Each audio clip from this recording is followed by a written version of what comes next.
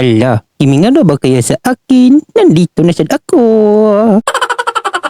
Maayong good adlaw sa lahat. Unta tanan, maayo atong adlaw para right!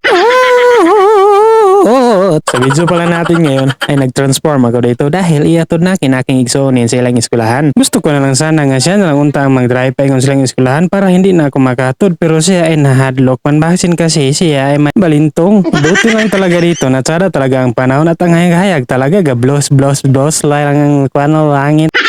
Habang hinulatan ko dito ang aking igsuonin ay mayroon din kakasabot dito ng mga walang kanadihan o kaya mga umpisa ron sa lang ang kanyang mga forma-forma.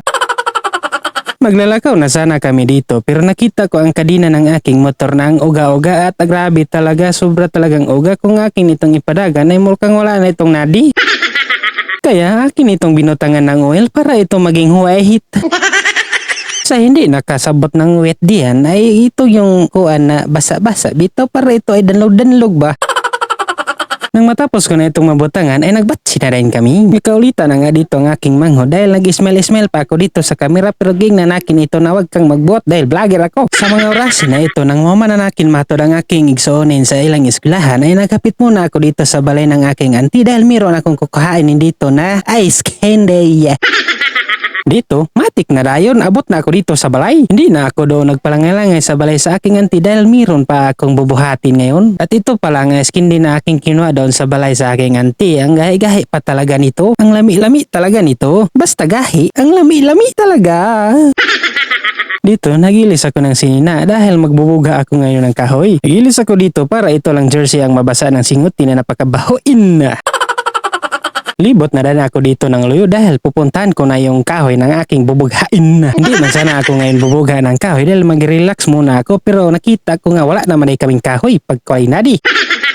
Ito pala karon nga kahoy ang aking bubughain no, hindi na ako dito mahagaw dahil ang kahoy na ito ay humok na ito bughain. Mabuti na lang talaga na ang kahoy na ito ay hindi gaano kagahay ka bughain kaya hindi ko magamit dito ang aking kasogin.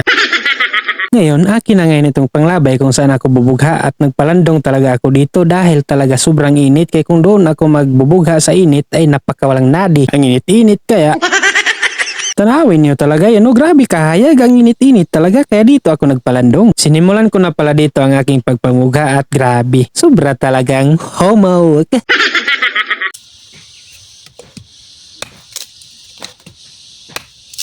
Sa mga orasyon na ito nang mahuman ako dito mamugha, akin na rin pinainitan itong mga kahoy para mauga na diretso. Nagchilax-chilax na muna din ako dito dahil manghamulo na ako ngayon dahil ting paniod to naman god. Nang magkachilax na ako ay manghamulo na din ako. Nagani na din ako dito sa aming abuhan para tanawin ko na kung ano kaya aming sudin at pag-abri ko dito ay isda na murag tilapa. Nang makasukad na ako dito ay hindi ko talaga ito mapipigilan na murag kulang ito ang aking sudin kaya mayroon akong kinuha. Ito 5-5 tuna. Kinuha ko ito para talaga masarap ang aking panghamulo ngayon. At ito manghamulo na din ako. Ang sarap-sarap talaga ng aking sudin dito dahil nagsagol ang 5-5 tuna o isda nga murag tinapa.